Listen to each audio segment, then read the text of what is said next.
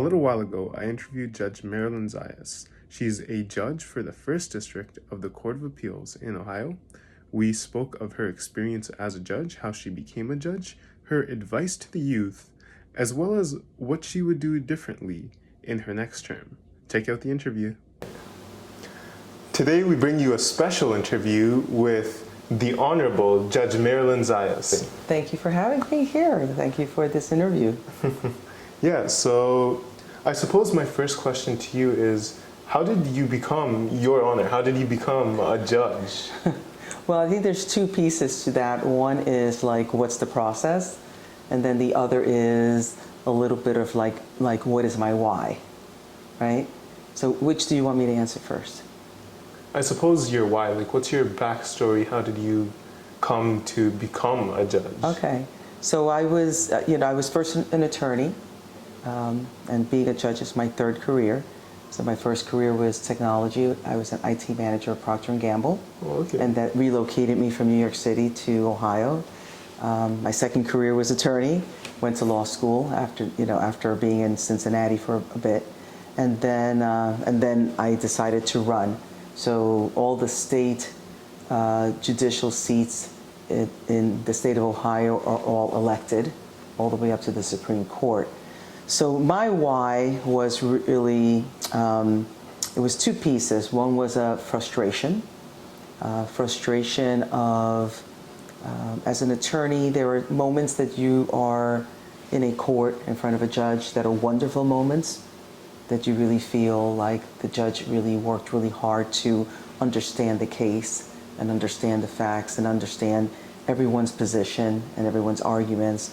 And those are really great moments, even if things don't work out the way you would want them to work out, even if you don't win, okay? And then there were moments that were a little different, and it was those moments that I had experienced enough of those moments that I felt like maybe the judge perhaps may have predetermined the case before even the presentation of the case. Maybe the judge had a very sort of like specific perspective of my client before they even got to meet my client, not personally, but meet, what it is that the case is about and what my client's role is within the case. And it was those moments that when I was approached, I just never saw myself as running for anything. And when I was approached to do this, I kind of like pushed it off to the side for several years until I finally realized, okay, I think I'm ready to do this, and I think I'm frustrated enough that I'm willing to do something that was so unknown to me, because I didn't have a political background, so I really didn't know what I was doing. The second part of my why is somewhat over-related, and I was already working with a lot of young people, and you know how you hear, like, follow your dream and do what you want. And I felt like, well, if I don't capture this opportunity, then I don't know that I can say that to a young person again. I felt like there was going to be a moment of hypocrisy if I didn't capture this moment. And so that, I think, gave me just enough courage to do it. And then you said that throughout your career as a lawyer, you've seen that, or you thought initially that sometimes the judge made a decision that you didn't agree with or that you didn't understand fully, right? Now that you're on the other side of that courtroom, have you ever like made a connection like to one of the cases that you've handled previously? Like, have you ever thought like, oh, that must be why like XYZ happened when I was a lawyer? That's an interesting case, an interesting question. When you're a judge, you really understand the significance of the integrity of the process and the significance of truly following the law. So maybe it didn't change it in the way that you're asking the question, but certainly it really has driven to me the reality of the law, which is written by the legislature, sometimes may not be always the most logical, may not always seem to follow common sense, But if it's very clear what it is that the law says, that the judge, their job is to follow it. So it's really allowed me to understand that very clearly. And I think it's really important, and I have found it very important to write decisions that are that could be understood.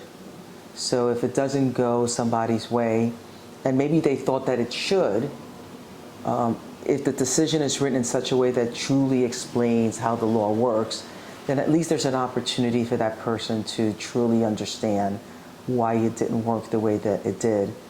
One thing that I learned as an attorney when I was an attorney is, not all cases are going to go in somebody's favor, right? But if the person has an understanding of why it didn't, and if they feel like they were treated fairly, many people are able to sort of heal and move on. When a person feels that they were treated unfairly, or they don't really understand why things came out the way they did, sometimes those people have a much more difficult time moving on, and they sort of get stuck in that moment.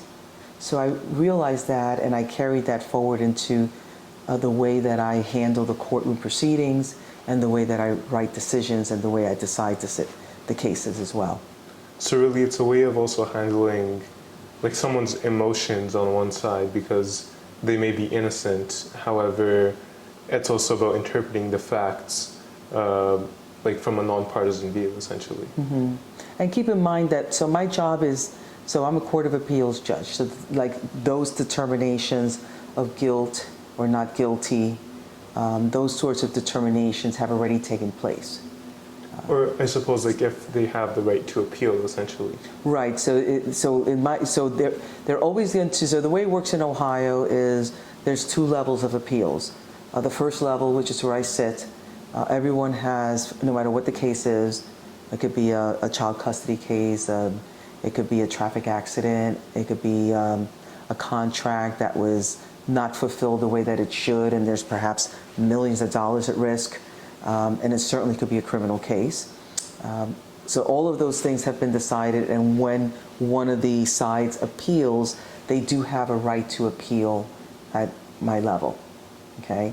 There's 12 situated courts like mine throughout the state, 69 judges that serve in total, not 69 in my jurisdiction, 69 in total throughout the state of Ohio, and everyone has the right to appeal.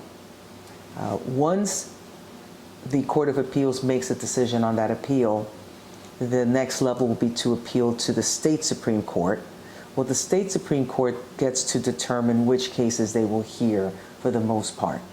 So not only is my court the first level of appeals, it's usually the last level of appeals, because very few cases move beyond this level and make it into the state Supreme Court. So there is a right of appeal at the Court of Appeals level. You have to establish and have the Supreme Court for a majority of the cases at the Supreme Court level. And you've been a judge for quite some time now. And within that time, has there ever been a moment where you've thought about, I suppose, retiring from the job or quitting from the job? Like, because all jobs have like burdens that you have to carry with it. Mm-hmm. And especially as a judge, it becomes, or at least it can become for certain individuals, it can become hard to carry the burden of a lot of cases. So have you ever felt the need, or like have you ever felt in any time that you would want to leave the job? Not that I would want to just like leave the job. I mean, sometimes I do think about like, okay, Marilyn, what's next? I think it's always good to think about like, to leave yourself open for other things. That way, if at some point what you're doing doesn't make sense, that at least you put some thought into, well, what else do I have passion for? What else really draws into what my strong suits are? But no, I haven't burned out or anything that I'm just like, okay, I'm done. I really love my job. I feel very blessed in doing my job, but I also really enjoy doing my job. We will be back in 2 minutes.